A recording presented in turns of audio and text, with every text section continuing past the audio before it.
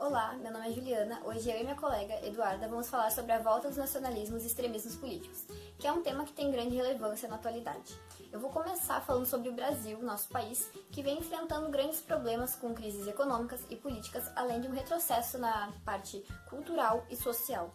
Esse retrocesso pode ser provado através de exemplos como a proibição da amamentação em público, que foi votada em 2015, e também as votações sobre o aborto nesse ano, que foram votadas principalmente por homens, sendo que é uma questão que envolve o corpo e a vida das mulheres.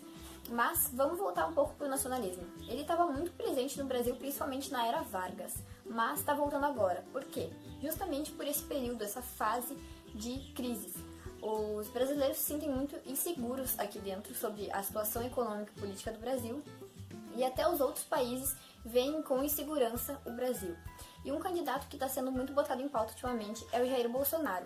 Então está surgindo uma nova onda de nacionalismo, uma forte onda de querer consertar o Brasil, e o Jair Bolsonaro é um candidato que promete melhorar a segurança no país, além de outros fatores, mas principalmente a segurança. Embora ele tenha um discurso um pouco agressivo e dotado de um pouquinho de preconceito, as pessoas estão acreditando muito nele e botando suas esperanças nele.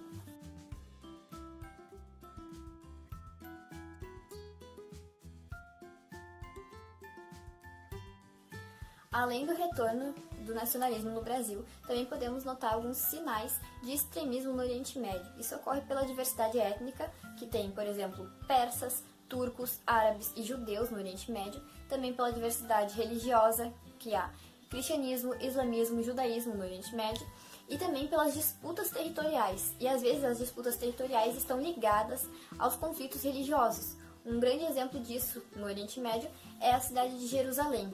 Os judeus querem o seu templo construído no Monte de Sião, até por isso teve um movimento dos judeus, chamado sionismo, e eles querem Jerusalém como sua capital.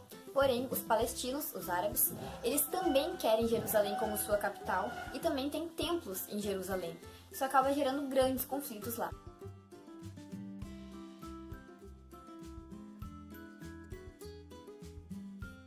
A Coreia do Norte também é um país bem complicado. E ultimamente estamos escutando falar bastante sobre as provocações que a Coreia do Norte está fazendo.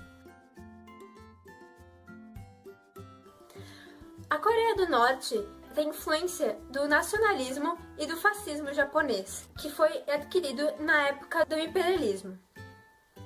Os coreanos afirmam que nas escolas são ensinados que são uma raça pura.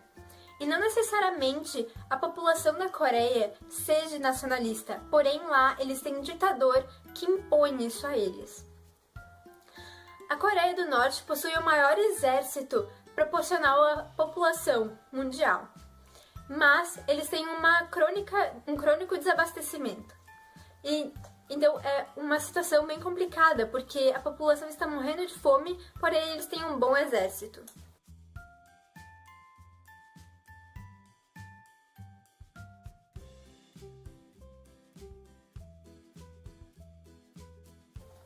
A Coreia do Norte tem uma política socialista, assim como a China. Porém, a China está bem mais aberta economicamente, enquanto que a Coreia está fechada.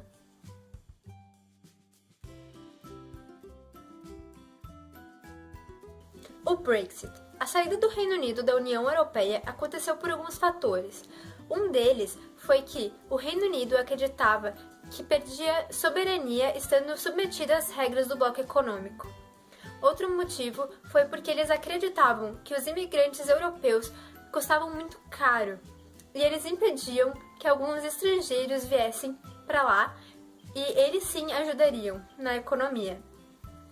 Houve alguns relatos que depois que o Reino Unido saiu da União Europeia, estava praticando xenofobia.